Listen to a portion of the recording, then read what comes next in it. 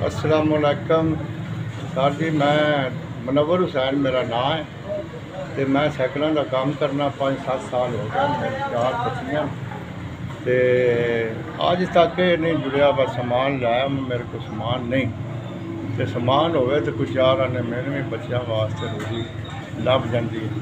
समान ना होने वास्ते नहीं काम चलता। ना कोई कवर है, ना कोई टायर है, ना ट्यूब है, ना कोई चिमटा है, ना कोई चैन कवर है, ना कोई फ्राई व्हील है, ना तारा ने, ना पैडल, ना कोई चीज़ मेरे को नहीं।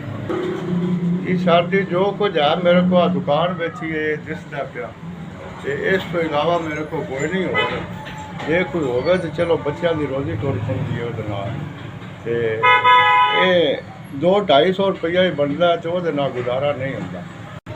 ते महंगाई का दौर है सर्दी ते ये खर्चे पूरे नहीं होंगे।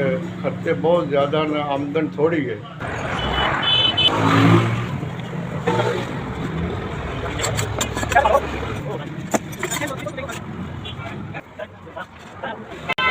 अस्सलाम वालेकुम सर जी, बड़ी मेहरबानी है। मेरे को काफ़ी अरसे का ना समान कोई ना आई तो 6700 का जो समान जरूरी आई वो ले लिया ते अल्लाह भला करे तुहाडा ते तंदुरुस्ती दे बच्चे दे। मेरिया दुआई न अल्लाह पाक करम कर रखे ते मैं दुआ गुआ अल्लाह करेगा तो मेरा कारोबार चल जाएगा। अगों मेहनत करके और समान मैं लै जावां ते बच्चों की रोजी जी है मुयसर अल्लाह करेगा होगी पई।